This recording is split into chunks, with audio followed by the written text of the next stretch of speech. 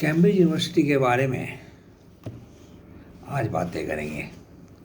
नमस्कार, मैं प्रोफेसर अनंत सिंह आज 8 अप्रैल 2025 को फिर एक बार आपके सामने हूँ और आज हम बातें करेंगे कैम्ब्रिज यूनिवर्सिटी के बारे में और उसमें पढ़ने वाले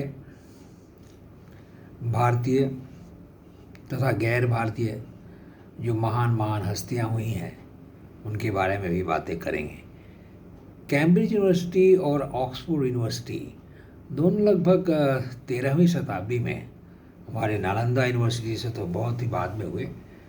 नालंदा तो 6वीं 7वीं शताब्दी में कहते हैं कि उसकी स्थापना हुई थी, और भी पहले शायद। लेकिन कैम्ब्रिज यूनिवर्सिटी के बारे में ये माना जाता है कि ऑक्सफोर्ड यूनिवर्सिटी से शायद 50 साल बाद कैम्ब्रिज की स्थापना हुई। ऑक्सफोर्ड ज़्यादा पुराना है। 13वीं शताब्दी के मध्य में कैम्ब्रिज यूनिवर्सिटी की स्थापना हुई और कैम्ब्रिज यूनिवर्सिटी कैम नामक एक नदी के किनारे अवस्थित है और यहाँ पढ़ाई करने वाली ऑब्वियसली जब इतना पुराना है तो बहुत महान हस्तियाँ ने जिन्होंने विभिन्न क्षेत्र में नाम किया, चाहे वो साइंस हो, लिटरेचर हो, फिलॉसफी हो, पॉलिटिक्स हो, विभिन्न क्षेत्र के लोगों ने, विभिन्न देशों के लोगों ने वहाँ पढ़ाई की। और जो सबसे प्रसिद्ध नाम है वो आइजक न्यूटन कैम्ब्रिज यूनिवर्सिटी का प्रोडक्ट था, जिसके 3 लॉ ऑफ मोशन हैं। अब विश्वविख्यात वैज्ञानिक आइजक न्यूटन। और शेक्सपियर का समकालीन 16वीं सदी का फ्रांसिस बेकन यहीं का प्रोडक्ट था।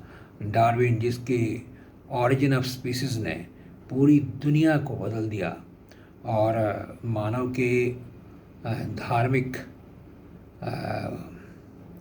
रिलीजियस पॉइंट ऑफ व्यू जो है कि मानव के जन्म का, उसको उसने चैलेंज किया डार्विन ने ऑरिजिन ऑफ स्पीसीज में, और एक स्केप्टिज्म की धारा बहा दी। एडमंड स्पेंसर, शेक्सपियर का समकालीन वहीं का प्रोडक्ट था। क्रॉमवेल, बहुत बड़ा राजनीतिज्ञ।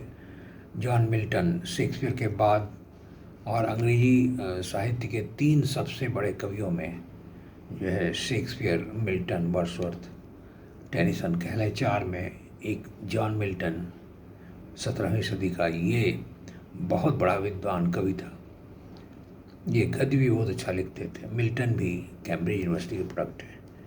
उसके बाद शेक्सपियर का समकालीन बहुत बड़ा नाटककार मार्लो, थॉमस ग्रे, थैकरे, बहुत बड़े उपन्यासकार 19वीं सेंचुरी के।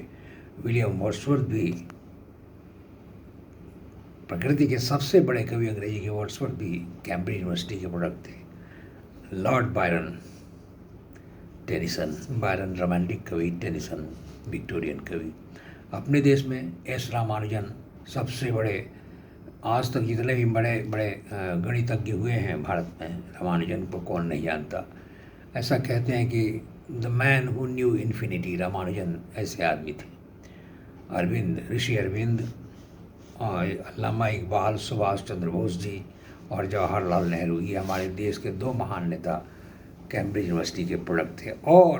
और हमारे हरिवंश राय बच्चन जी, जो अमिताभ बच्चन जी के पिता हैं, वो भी कैम्ब्रिज यूनिवर्सिटी के प्रोडक्ट थे। अब बता दें कि कैम्ब्रिज यूनिवर्सिटी में 1955-56 में जब वो गए थे तो उस समय भी बहुत मुश्किल था वहाँ दाखिला होना, और पीएचडी करने के लिए जाना भारत से। उस समय जब भारत अभी नया स्वाधीन हुआ था, 10-12 साल पहले, 55-56 में गए हरिवंश राय बच्चन जी। और उस समय वो अपने 9.5 साल के अमिताभ को और उनसे छोटे भाई अमिताभ को छोड़ के गए। अपना परिवार 2 साल के लिए छोड़ के इलाहाबाद में गए। आर्थिक प्रॉब्लम था और शिक्षा विभाग में नेहरू जी की सिफारिश पर उन्हें 8,000 रुपये मिलने की बात थी और 2 साल की छुट्टी लिए। उसमें पेड लीव जो है, इलाहाबाद यूनिवर्सिटी में प्रोफेसर थे, तो सिर्फ 10 महीने की तनख्वाह मंजूर हुई कि उन्हें मिलेंगे।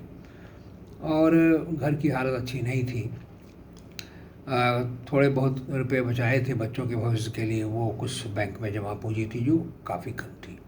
तो मुश्किल घड़ी, बड़ी मुश्किल हालात में गए।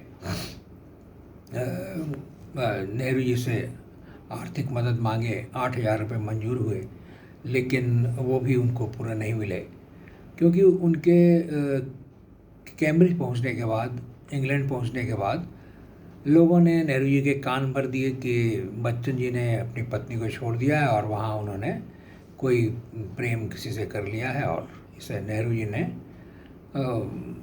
बंद करा दिया उनका। और उनको शक था। नेहरू जी एक बार कैम्ब्रिज गए भी, तो जो है नेहरू जी ने बात नहीं की बच्चन जी से। एक थोड़ी सी बात हुई, लेकिन मौका नहीं मिला एक्सप्लेन करने का। तो बच्चन जी ने थोड़ी सी बात उनके कानों में डाल दी कि समय बतलाएगा कि मैं क्या सही बात है। नेहरू जी ने सुना भी, लेकिन उसका कोई प्रभाव नहीं पड़ा। लेकिन तो बहुत आर्थिक मुश्किल का सामना करना पड़ा। इधर से जब बच्चन जी गए तो हवाई जहाज़ के उन दिनों में बम्बई से लंदन के हवाई टिकट का भाड़ा था 2,000 रुपये। तो इधर से हवाई जहाज़ से गए और उधर से आए पानी के जहाज़ से, और उसका भी पैसा नहीं था। तो पानी के जहाज़ का टिकट कटाने तक का पैसा नहीं था बच्चन जी के पास, और बच्चों के लिए गिफ्ट खरीदने का भी पैसा नहीं था। मेरे इस वीडियो बनाने का मुख्य उद्देश्य है कि मैं आपको कुछ घटनाएं ऐसी बताऊं कि बच्चन जी कितने फॉर्चुनेट थे कि उन्हें ऐसे दोस्त मिले जिन्होंने बहुत क्रिटिकल समय में उनका साथ दिया है। ऐसे उनके एक दोस्त थे रणबीर सिंह बावा, जो मैं उनके एक दोस्त के दोस्त थे, और उनसे वो धर्मशाला हिमाचल प्रदेश में मिले, और वहाँ वो घूमने के लिए गए थे। और रणबीर सिंह बावा वहाँ प्रोफेसर थे मैथमेटिक्स के, और रणबीर सिंह बाबा भी कैम्ब्रिज पहुँचे थे। वो सिर्फ एक डिप्लोमा करना चाहते थे स्टैटिस्टिक्स में। तो रणबीर सिंह बाबा ने उधर से आने के लिए पानी के जहाज़ का टूरिस्ट जो है एक टिकट खरीद दिया, और इसके लिए बहुत कृतज्ञ हुए हरिवंश राय बच्चन जी, क्योंकि उनके पास पैसे नहीं थे आने के लिए। और यहाँ तक कि उनके मन की बात को टटोल करके रणबीर सिंह बाबा ने उनको पैसे दिए उनके बच्चों को खिलौना खरीदने के लिए। तो हरिवंश राय बच्चन जी ने अमिताभ बच्चन के लिए एक छोटी खिलौने की बंदूक खरीद ली। वो अपनी आत्मकथा बसेरे से दूर में कहते हैं कि अमिताभ चूँकि अपने कद में लंबे थे, बाकी बच्चों से जो 10 साल के थे उनसे काफ़ी लंबे थे। तो पति पत्नी तेजी बच्चन जी और वो सोचा करते थे कि वो शायद आर्मी ज्वाइन करेंगे, और उन्हें फील्ड मार्शल अमिताभ भी कह के बुलाते थे। इंसिडेंटली बता दें कि बच्चन जी सुमित्रानंद पंत जी के बहुत अच्छे दोस्त थे, बहुत अच्छी मित्रता थी। पंत जी बैचलर थे और हिंदी के वर्ड्सवर्थ कहे जाते हैं, प्रकृति के सबसे बड़े कवि। आज तक उनके ऐसा कोई नेचर का कवि नहीं हुआ। तो पंत जी के लिए ठहरने की व्यवस्था होती थी। वो हरिवंश राय बच्चन जी के यहाँ रह जाते थे, 10-12 दिन रहते थे। और एक बार ऐसी बातों बातों में उन्होंने अमिताभ का हाथ देखा, वो बच्चा था, तो वो बोल उठे कि अरे बच्चन, तुम्हारा लड़का तो तुमसे भी बहुत बड़ा आदमी बनेगा। और ये बात सच निकली। वो अमिताभ बच्चन बहुत बड़े अभिनेता हुए, और हिंदी में उनकी महारत, आप कौन बनेगा करोड़पति, जब वो प्रश्न पूछते हैं या बीच में जो बोलते हैं या शुरुआत में जो बोलते हैं या बीच बीच में हंसाने के लिए या कोई टिप्पणी करते हैं, तो उससे उनका जो कल्चरल बैकग्राउंड है वो समझ में आता है। उनके घर बड़े बड़े कवियों का आना जाना था, और खुद हरिवंश राय बच्चन जी शुरू से ही कविता लिखते थे। वो जब स्टूडेंट थे तभी से कविता लिखते थे। जिस समय वो कैम्ब्रिज यूनिवर्सिटी गए उस समय तक उनकी कई कविताएं संग्रह प्रकाशित हो चुके थे, और उनसे भी पैसे मिले कुछ रॉयल्टी के, वो भी उनके काम आया कैम्ब्रिज के पढ़ाई के दौरान। बाद में उन्होंने पैसे रोक भी दिए। जब वो चले गए तो पैसे मिलने कुछ बंद हो गए, कुछ लोग पब्लिशर्स ने उनके साथ ये किया। सबसे बच्चन जी को दुख हुआ कि जब बच्चन जी वापस लौटे इलाहाबाद 2 साल पीएचडी करने के बाद, पीएचडी करने में कितना कष्ट हुआ उनको, कितना उन्होंने त्याग तपस्या की, इसका एक अनुमान आप लगा लें कि 10-12 घंटे रोज़ वो पढ़ा करते थे और 2 साल तक उन्होंने बहुत मेहनत किया। कैम्ब्रिज यूनिवर्सिटी में वो कहते हैं कि लोग हंसते नहीं हैं, सीरियस रहते रहते हैं। वो वहाँ गए जब 1955-56 में, तो उन्होंने पाया कि they are very serious by nature. और बच्चन जी ने लिखा कि ये मेरे स्वभाव के अनुकूल ही था, क्योंकि उन्होंने जीवन में बहुत अर्ली अपने लाइफ में इतना दुख झेला भोगा था। उनकी पली पत्नी 10 साल तक बीमार रही, उसकी सेवा की और घर की हालत बहुत ख़राब रहती थी। बहुत कष्ट किया उन्होंने, ट्यूशन किया, बहुत दिनों तक पढ़ाई छोड़ दी, बीए और एमए के बीच बहुत दिनों तक गैप रहा। तो इतना जो है, जो आयरन उनके दिल में चुहा, जो लोहा चुहा, उससे उनका स्वभाव कुछ गंभीर हो गया। तो उन्हें ख़ास कोई तकलीफ़ नहीं हुई। कैम्ब्रिज यूनिवर्सिटी टाउन में जो गंभीरता छाई हुई थी वो उनके स्वभाव के अनुकूल थी। पैसे नहीं थे जिससे कि अच्छी तरह वो अपना वहाँ पर और स्टूडेंट्स के रह सकें। तो वहाँ उन्होंने रणबीर सिंह बाबा ने बताई कि किस तरह पैसे बचाते हैं। तो उन्होंने लिखा है अपनी आत्मकथा में कि बहुत से गुरु हुए उनके, जिन्होंने बहुत कुछ वहाँ सिखाया। तो रणबीर सिंह बाबा ने बताया कि देखो, बाहर ना खाओ, अपना खाना खुद बनाओ, और यहाँ पर शारीरिक श्रम का दाम होता है। अगर तुम्हारी लैंड लेडी कुक करेगी, सर्व करेगी, तो पैसे लगेंगे। अगर तुम खुद कुक कर लो तो ये आसान होगा। उन्होंने अपना गैस जो है, अपने डिग का, अपने रूम का, वो उनके लिए किचन खोल दिया। तो वहाँ बच्चन जी खुद अपना खाना बनाते थे। तो बहुत मुश्किल से पढ़ाई लिखाई करके, इतनी तपस्या करके जब वो आए, तो वही जलन, स्वाभाविक जलन जो हमारे भारतीयों में होती है, वहाँ उनको सम्मान नहीं मिला, ठीक क्लास नहीं मिलता था। उनको सिर्फ एक प्रोफेसर आया और उनको बधाई दिया, बाकी किसी ने उनको बधाई तक न दी। और डॉक्टर बच्चन कहने में सबको तकलीफ़ होती थी। यानी कि आपने जो कुछ भी किया है वही कोई ख़ास चीज़ नहीं है, ऐसा वो जताना चाहते थे। बच्चन जी काफ़ी दुखी थे। तो जवाहरलाल नेहरू जी जानते थे कि बच्चन जी के बारे में जानते थे, क्योंकि जब वो लंदन जाने के पहले हरिवंश राय बच्चन जी ने मधुशाला, जो उनकी पहली पुस्तक है, उसको अंग्रेजी में ट्रांसलेट किया। तो उन्होंने चिट्ठी लिखी नेहरू जी को कि आप एक 2 शब्द कह दें उसके प्रस्तावना में।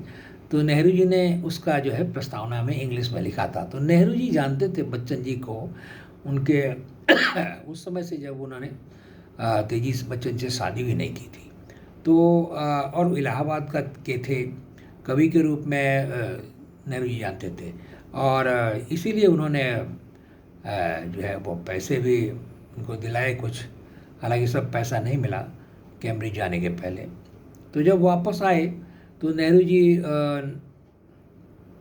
बीच बीच में जब आते थे आनंद भवन में, तो उन्होंने तेजी बच्चन और हरिवंश राय बच्चन जी को बुलाया, दोनों को गले लगाया।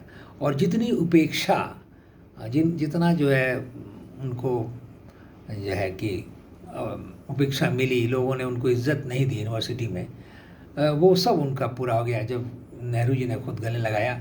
और नेहरू जी जान गए थे कि बच्चन को बहुत कम पैसे मिलते हैं। वो जब गए रिसर्च करें तो उस समय एज ए प्रोफेसर उनको 450 रुपये वेतन मिलता था। जब वहाँ से वापस आए तो सिर्फ 500 रुपये मिलते थे। और 2 साल तक उन्होंने कोई जो घर में इनकम नहीं हुआ था, तो घर के बहुत सारे पैसे खर्च हो चुके थे और घर में पैसा नहीं था कि बच्चों के भविष्य के लिए जो उन्होंने जमा पूंजी रखी थी, वो तेजी बच्चन ने बीच बीच में भेज करके उनकी मदद की थी। अपने जेवर बेच करके तेजी बच्चन जी ने उन्हें पढ़ाया था। घर के संचित पैसे सब खर्च हो चुके थे। और हरिवंश राय बच्चन जी को अपने बच्चों के लिए फिर से बहुत ही कटौती करके घर के खर्च में और बाद में उन्होंने पैसे बचाने की शुरुआत की। मीन काफ़ी आर्थिक परेशानियाँ हुई। भाग्य से सौभाग्य से नेहरू जी ने उन्हें अपमान से और आर्थिक तंगी से उबारा और उन्हें दिल्ली बुला लिया और केंद्रीय हृदय निर्देशालय में उन्हें काम सौंप दिया, जिसमें उन्हें अच्छी खासी तनख्वाह मिलने लगी। तो दोस्तों, मित्रता, अच्छे मित्र जो है के रूप में रणबीर सिंह भाभा और स्वयं जवाहरलाल नेहरू जी उनके लिए एक बहुत बड़े मित्र साबित हुए और चिंतक साबित हुए। और जब वो कैम्ब्रिज से वापस आ गए तो उन्हें पूरा मालूम हुआ कि नहीं, बच्चन जी ने ऐसा कोई काम नहीं किया। वो बहुत ही पारिवारिक परिवार की बहुत परवाह करते थे। अपने दो बच्चों को वो के बारे में उन्होंने लिखा है कि वो दो तारे ऐसे थे जिन्हें देख करके वो जीते थे, और अमिताभ और जिताभ और अपनी पत्नी, इन तीनों से, और उनके एक भतीजे थे। ये चारों उनके जीवन के एक बहुत बड़े जीने का सहारा था। और जब वहाँ से आए, जब देखे कि बच्चे स्वस्थ हैं, सुंदर दिख रहे हैं, हालांकि पत्नी थोड़ी चिंता में दुबली पतली हो गई थी, लेकिन बच्चन जी जब वापस आए थे अपने बच्चों की पढ़ाई लिखाई और उनका स्वास्थ्य देख के बहुत खुश हुए और उन्होंने जीवन के संग्राम को फिर से आरंभ किया। तो ये है बच्चन जी के संघर्ष की कहानी कि किस तरह उन्होंने कितनी मुश्किल हालात में पीएचडी किया, और वो भी कैम्ब्रिज यूनिवर्सिटी से। उनके पहले 2 प्रोफेसर इलाहाबाद यूनिवर्सिटी के गए और वो पीएचडी नहीं कर सके। बहुत मुश्किल है वहाँ पीएचडी कंप्लीट करना।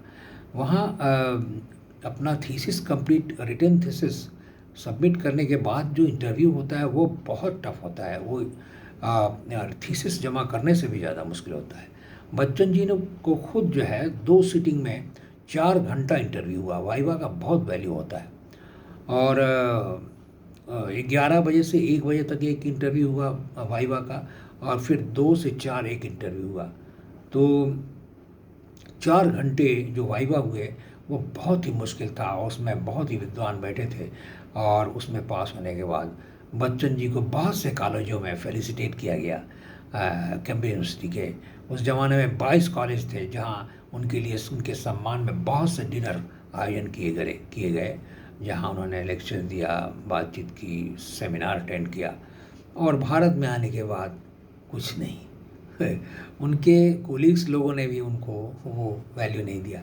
खैर, नेहरू जी ने सारी कमी पूरी कर दी और बच्चन जी को गले लगाया और उन्हें सम्मान दिया, उनके लिए एक अच्छी नौकरी की व्यवस्था की। तो ये है कहानी डॉक्टर हरिवंश राय बच्चन जी की। नमस्कार दोस्तों, फिर ऐसे ही किसी इंटरेस्टिंग पर्सनालिटी के बारे में बातें करेंगे मेरे अगले वीडियो में, और तब तक के लिए विदा लेता हूँ मैं, प्रोफेसर नृपेंद्र नारायण सिंह। इसे आप मेरे यूट्यूब चैनल पे दे सकते हैं, जो है नृपेंद्र नारायण सिंह, NRIPENDRA NARAYNSINGH। नमस्कार, शुभ रात्रि।